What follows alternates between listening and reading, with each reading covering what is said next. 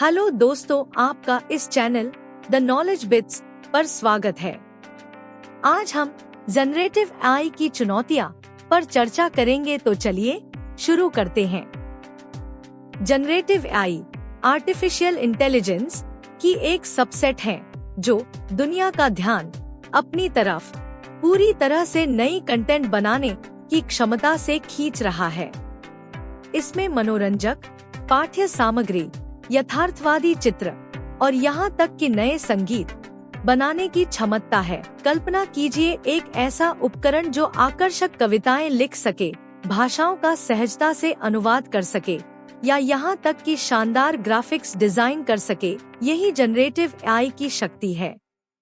Generative AI model अपनी अद्भुत क्षमताओं के बावजूद रचनात्मकता की खोज में कई चुनौतियों को लाते हैं। चलिए आज हम इन चुनौतियों पर विस्तार से चर्चा करते हैं। पहला, डेटा में पूर्वाग्रह या बाइस इन डेटा। डेटा में पूर्वाग्रह का अर्थ होता है जब किसी डेटा के संग्रह या उसकी प्रक्रिया में किसी एक विशेष विचारधारा, समूह या नजरिए का ज्यादा समावेश हो जाता है। ऐसा होने के कई कारण हो सकते हैं, जैसे कि जानबूझकर किया हुआ पक्षपात या डेटा को इकट्ठा करने या जांचने की प्रक्रिया में अनजाने में हुई कोई त्रुटि। ये पूर्वाग्रह एक समस्या है क्योंकि यह जनरेटिव एआई मॉडल को भी प्रभावित करता है जो इसी डेटा पर प्रशिक्षित किए जाते हैं। उदाहरण के लिए, यदि एक एआई मॉडल का प्रशिक्षण कुछ ऐतिहासिक डेटा पर किया गया जो किसी एक विशेष जाति या लिंग के पक्ष में था, तो उस एआई मॉडल की सोच या उसके द्वारा बनाए गए आउटपुट में भी वही पूर्वाग्रह दिखाई दे सकते हैं। इससे एआई मॉडल गलत, पक्षपाती या उन समूहों के लिए हानिकारक जानकारी बना सकता है जिनका डेटा में सही तरीके से प्रतिनिधित्व नहीं किया गया है या जिनके बारे में गलत डेटा दी गई हो। उदाहरण के तौर पर, समाजशास्त्रीय अध्ययन। यदि एक अध्ययन केवल पुरुषों से डेटा एकत्र करता है, तो महिलाओं के बारे में कोई भी निष्कर्ष गलत होगा, क्योंकि डेटा केवल पुरुषों का प्रतिनिधित्व करता है। चुनाव पूर्व सर्वेक्षण। यदि एक सर्वेक्षण केवल एक राजनीतिक दल के समर्थकों से डेटा एकत्र करता है, तो चुनाव के परिणामों के बारे में कोई भी निष्कर्ष गलत होगा, क्योंकि डेटा पूरी आबादी का प्रतिनिधित्व नहीं करता है। एल्गोरिदम में पूर्वाग्रह। यदि एक एल्गोरिदम को केवल पुरुषों के चेहरों की तस्वीरों के साथ प्रशिक्षित किया जाता है, तो यह महिलाओं के चेहरों को पहचानने में कम प्रभावी होगा। दूसरा, सामान्य ज्ञान और तर्क का अभाव। जनरेटिव एआई मॉडल अपनी रचनात्मकता या क्रिएटिविटी के लिए जाने जाते हैं, लेकिन उनके द्वारा बनाई गई चीजों में अक्सर तर्क और व्यावहारिक समझ की कमी देखी जा सकती है। यह कमी कई रूपों में सामने आ सकती है। उदाहरण के लिए, खबरों पर प्रशिक्षित एक मॉडल शुद्ध व्याकरण भरी खबर तो लिख सकता है, लेकिन उसे असल दुनिया की समझ नहीं होती है। इससे वह गलत तथ्य, बेतुका तर्क या बिल्कुल बेमतलब की खबर भी बना सकता है। उदाहरण के लिए, ऐसा मॉडल किसी नेता के चांद पर भाषण देने की खबर बना सकता है, जो हवा न होने की वजह से आज की स्थिति में असंभव है। इसी तरह, तर्क करने की क्षमता न होने के कारण मॉडल को सही डेटा भी दिया जाए, तो भी उसके आउटपुट बेमतलब के हो सकते हैं। उदाहरण के लिए, मौसम संबंधी आंकड़ों पर प्रशिक्षित मॉडल जमी हुई गर्मी जैसी भविष्यवाणी कर सकता है, क्योंकि उसके ट्रेनिंग डेटा में ये शब्द साथ साथ आए होंगे, जबकि असल दुनिया में ये दोनों चीजें एक साथ नहीं हो सकती। तीसरा, सुरक्षा संबंधी चिंताएं। जनरेटिव एआई मॉडल अपनी रचनात्मकता और नवीनता के बावजूद सुरक्षा संबंधी कई चिंताएं पैदा करते हैं। इनमें से कुछ प्रमुख चिंताएं इस प्रकार हैं। गलत सूचना और दुष्प्रचार। इन मॉडलों का उपयोग नकली समाचार, सोशल मीडिया पोस्ट या वीडियो बनाने के लिए किया जा सकता है, जो लोगों को गुमराह कर सकते हैं।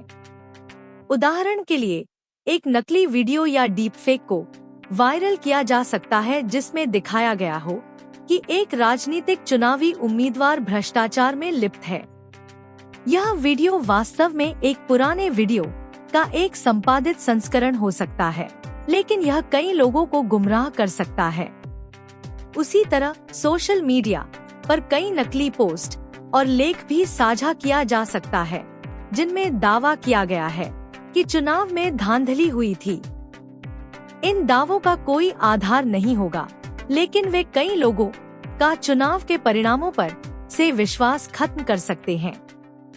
Deep fake generative AI model का उपयोग डीप फेक बनाने के लिए किया जा सकता है, जो वास्तविक लोगों को ऐसा करते या कहते दिखाया या सुनाया जा सकता है जो उन लोगों ने कभी नहीं किया या कहा है। डीप फेक के और भी गंभीर परिणाम हो सकते हैं। पक्षपात और भेदभाव।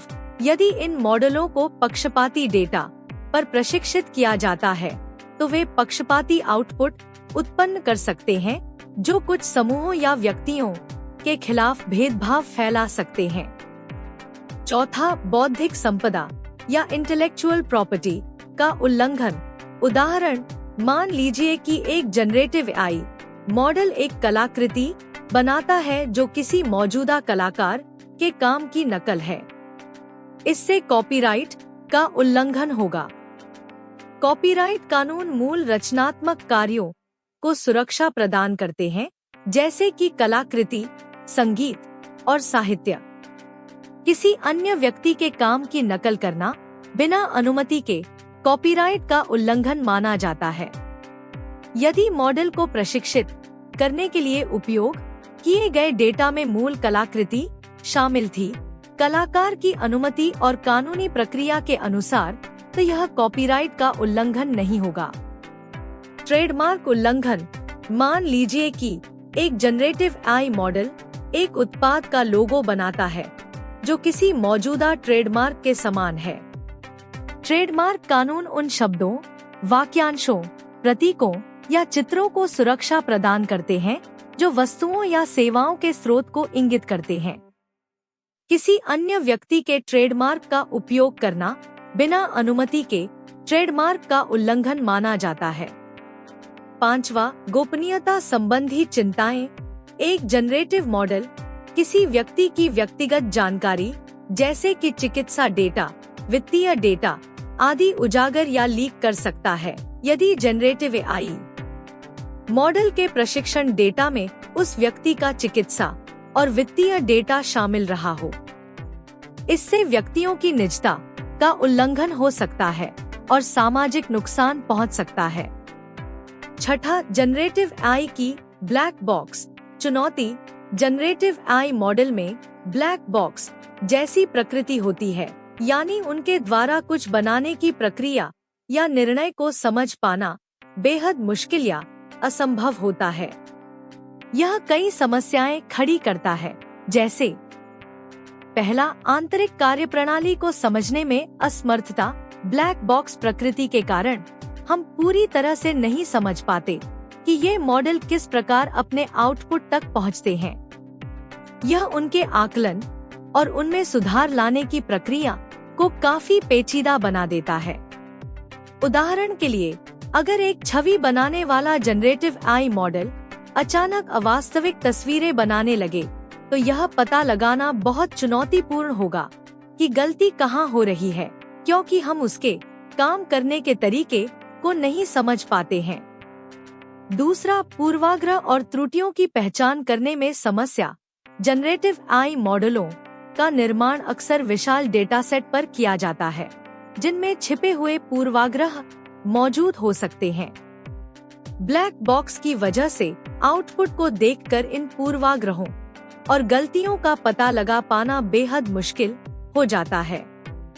उदाहरण के लिए, अगर किसी मॉडल द्वारा बनाई गई रचनाओं में लगातार एक विशेष जाति या लिंग का गलत चित्रण हो रहा है, तो बिना मॉडल की आंतरिक प्रक्रियाओं को समझे इस पूर्वाग्रह के कारण को ढूंढना और उसे दूर करना बेहद कठिन होगा। तीसरा, जवाबदेही की कमी। जब हम किसी जनरेटिव एआई मॉडल के निर्णय के पीछे का तर्क नहीं समझ पाते, तब उस मॉडल का उपयोग करने वाली संस्था को जवाबदेह ठहराना मुश्किल हो जाता है। उदाहरण के लिए, अगर किसी मॉडल पर आधारित कोई सिस्टम किसी आवेदक का बैंक लोन खारिज कर दे और यह न बताया जा सके कि उस निर्णय तक कैसे पहुंचा गया, तो उस सिस्टम को नियंत्रित करने वालों को जवाबदेही के दायरे में रखना मुश्किल होगा। चौथा, जनता का भरोसा कम होना। ब्लैक बॉक्स होने के कारण जनरेटिव एआई सिस्टम का जनता के बीच भरोसा नहीं बन पाता है। जब लोग यह नहीं समझ पाते कि कोई आउटपुट किस आधार पर बनाया गया है, तब उनके लिए उस आउटपुट पर विश्वास कर पाना मुश्किल हो जाता है। यह इन मॉडलों के व्यापक उपयोग के लिए एक बड़ी बाधा है। जनरेटिव एआई मॉडल तकनीकी प्रगति का एक रोमांचक क्षेत्र है, लेकिन यह महत्वपूर्ण है कि हम इन मॉडलों के विकास और उपयोग से जुड़ी चुनौतियों को भी स्वीकार करें और निष्पक्षता, सुरक्षा और जवाबदेही सुनिश्चित करने के लिए निरंतर शोध और विकास करते रहें। मुझे आशा है कि यह सेशन जानकारीपूर्ण रहा है और आपने कुछ सार्थक सीखा है। इसी के साथ इस सत्र का समापन करते हैं। कृपया लाइक, शेयर और सब्सक्राइब जरूर करें ताकि अधिक से अधिक दर्शक इस सत्र का लाभ उठा सकें।